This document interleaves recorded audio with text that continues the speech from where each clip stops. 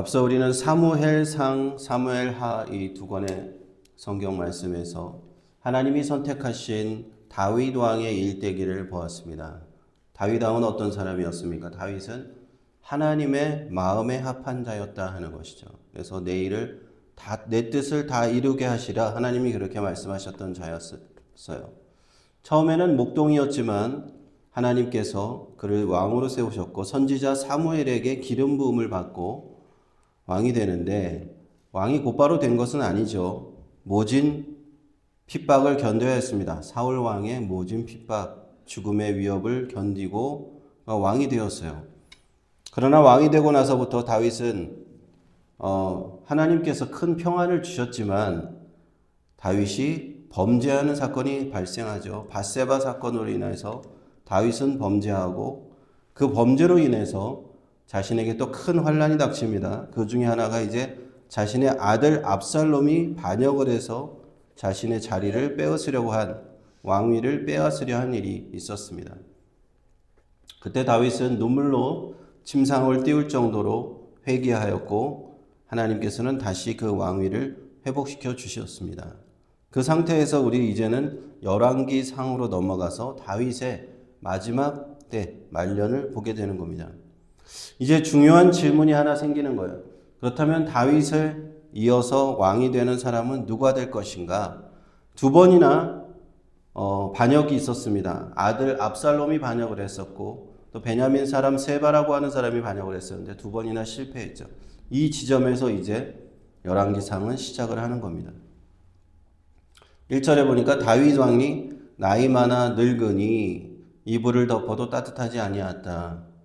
이제는 어느 정도 노쇠하여졌고 그는 이불을 덮어도 따뜻하지 않았다는 것은 상당히 건강이 좋지 않았다라는 것, 그렇게 우리는 추측해 볼 수 있죠. 만일 우리가 지금의 현대의학의 기술로 병원을 데리고 가서 다윗 왕을 진찰했다면 좀 더 오래 살 수 있도록 어떤 조치를 취할 수 있었겠지만 당시에 그 의학 기술은 그렇게 뛰어나지 못했죠. 그 당시는 지금으로부터 거의 3000년 전의 일입니다. 그래서 BC 한 1000년경의 이야기를 보고 있기 때문에 그 당시 신하들이 생각해낼 수 있는 방법이 뭐라면 우리가 볼 때는 별로 말이 안 되는 것 같지만 젊은 처녀 하나를 구하여 왕의 품에 누워서 따뜻하게 하자, 그런 방법을 구했다. 그래서 찾아낸 처녀가 수넴 여자 아비삭을 찾아서 다윗을 이제 돕도록 하였다라는 겁니다. 지금의 상식으로는 말이 안 되지만 그 당시 3000년 전의 사람들의 사고방식인 것이죠. 이때에 핫깃의 아들 아도니아가 등장합니다. 핫깃은 다윗의 여러 아내 중에 한 명이에요. 핫깃은 남자가 아니라 여자입니다. 다윗의 아내의 이름이 핫깃의 아들 아도니아. 근데 이 아도니아는 다윗의 몇 번째 아들이었을까요? 다윗의 네 번째 아들입니다. 그러면 첫째와 둘째, 셋째는 다 어디 갔을까요? 하는 궁금증이 생기잖아요. 첫째 암논은 압살롬에 의해서 죽임을 당했죠. 셋째는 압살롬입니다. 압살롬은 반역을 하다가 죽임을 당했습니다. 그 둘째가 있는데 둘째가 어디 갔는지 몰라요. 길르압이라고 하는 아들인데 사무엘하 3장 3절에 한 번 딱 그의 이름이 나오고 그 다음부터는 이름이 나오지 않아요. 그리고는 아도니아가 나오는데 학자들이 추측하기로는 어릴 적에 죽은 것이 아닌가 생각을 합니다. 그러니까 지금 아도니아는요, 핫깃의 아들 아도니아는 네 번째의 아들이긴 하지만 다윗의 남아있는 아들들 중에 서열은 몇 위가 되겠습니까? 서열은 1위가 되는 거예요. 그래서 다윗이 별일 혹시나 죽게 되면 서열 1위니까 당연히 아도니아가 왕이 될 가능성이 높은 것이죠. 그런데 여기서 한 가지 문제가 있습니다. 이스라엘 왕은 이전에도 그랬듯이 스스로 되는 것은 아니었습니다. 무슨 말인가? 하나님께서 그 왕을 택하셨다는 얘기예요. 사울 때도 그랬고 하나님이 사울을 택하셨고 다윗도 다윗을 택하셨습니다. 그리고 그 왕을 택하는 과정에서 선지자들이 와서 선지자가 그 왕에게 기름을 붓는 과정이 필요했어요. 선지자가 확인을 해주는 거예요. 하나님이 너를 왕으로 택하셨다라고 사울에게 기름 붓고 다윗에게 기름을 부은 그런 일들이 있었지 않습니까? 그래서 아도니아가 서열 1위이긴 하지만 자기 마음대로 이스라엘의 왕이 될 수 있는가 하면 그것은 아니라는 거죠. 그것은 아닙니다.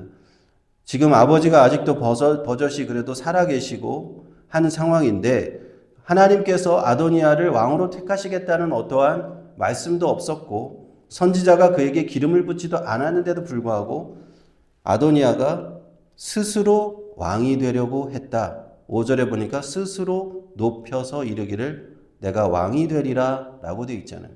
내가 스스로 높인 거예요. 하나님이 세워주셔야 되는데 자기가 높아졌다. 그는 굉장히 용모가 준수했다는 겁니다. 채용이 심히 준수했고 아버지한테도 신임을 받은 왕이었습니다. 그랬다면 하나님 앞에 나아가서 하나님이 자신을 세워주기를 그렇게 기다렸어야 되는데 그는 기다리지 않았어요.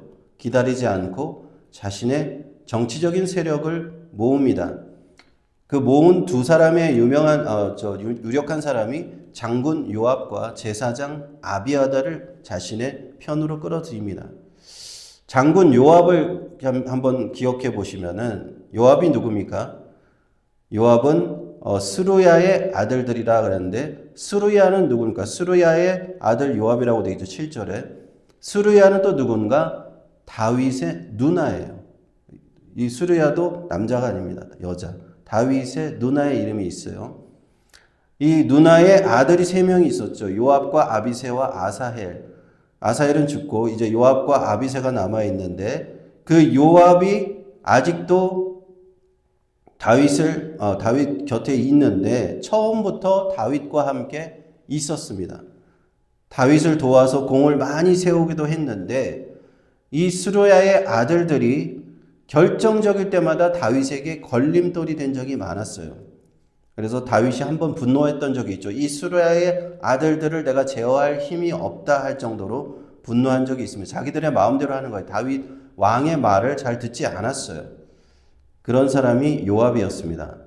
자신의 아들 압살롬이 반역을 했습니다. 반역을 해서 이제 군대를 쫓아가서 제발 압살롬의 목숨만은 살려달라 했는데 그 압살롬을 죽인 사람이 누굽니까?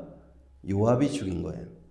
그래서 그 요압이 이 아도니아 곁에 붙어서 반역을 일으킨 겁니다. 왕은 아직도 살아있는데 제사장 아비아달과 요압 두 사람을 중심으로 이 아도니아는 아버지가 있는데도 불구하고 스스로 허락도 받지 않고 하나님의 그 택함을 받지도 않고 스스로 왕이 되었다. 그러나 대다수는 그들을 따르지 않았습니다. 아도니아를 따르지 않았는데 그 사람들의 이름은 제사장 사독 분하야. 분하야는 다윗의 어떤 군대 장관인데 다윗의 친위 대장격을 하는 다윗을 가장 가까이서 보필하는 군인입니다. 선지자 나단 그 외에 다윗의 용사들은 다윗을 따르지 않았다. 그런데도 불구하고 9절에 보니까 에르노겔 근방 소헬렛이라는 곳에서 아도니아가 스스로 왕이 되는 대관식을 치른다는 그 장면까지 보는 겁니다. 잘못된 판단을 하는 겁니다. 아도니아는. 지금 왕이 되어야 된다라고 판단을 하였지만 하나님의 허락을 받고 하나님의 택함을 받지도 않았고 선지자가 와서 자신에게 하나님의 말씀을 주지도 않았는데 지금이 내가 왕이 될 때야 하고는 아버지는 노쇠하여 병들었고 스스로 왕이 되기로 결정한 겁니다. 스스로 어떤 한 장소에서 왕의 대관식을 엽니다. 그곳에 양과 소와 송아지를 잡고 모든 사람을 초청하되 자기의 모든 동생들, 왕자들을 다 초청했습니다. 그래서 너희들이 내 밑에 동생들인데 나를 왕으로 이제 추대해라 이거죠. 그리고 그 유다에 있는 모든 왕의 신하들, 왕궁의 신하들도 다 초대했습니다.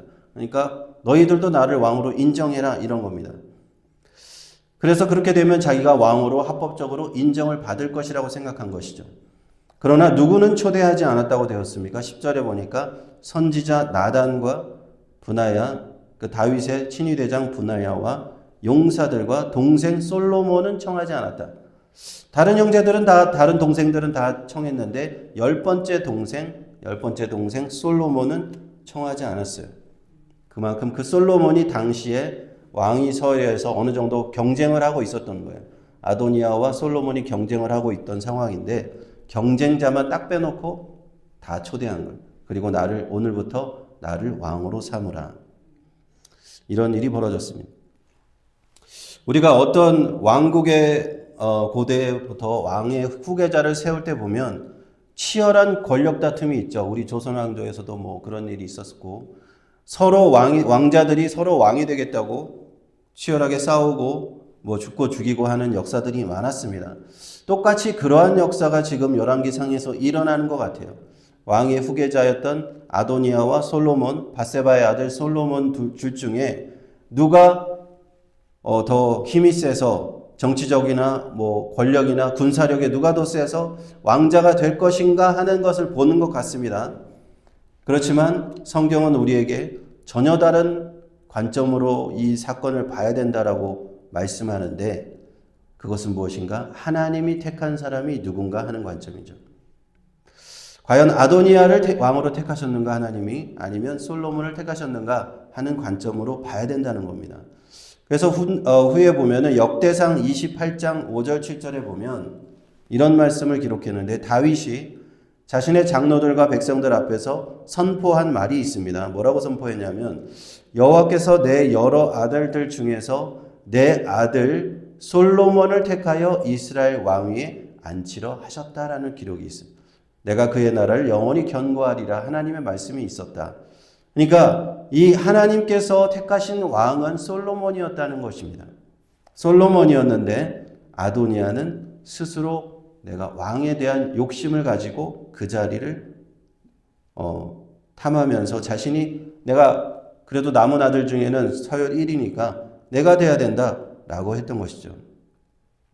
만일 아도니아가 하나님 앞에 겸손하게 나아갔다면 어땠을까요? 아도니아가 그렇게 비참한 최후를 맞지는 않았을 겁니다.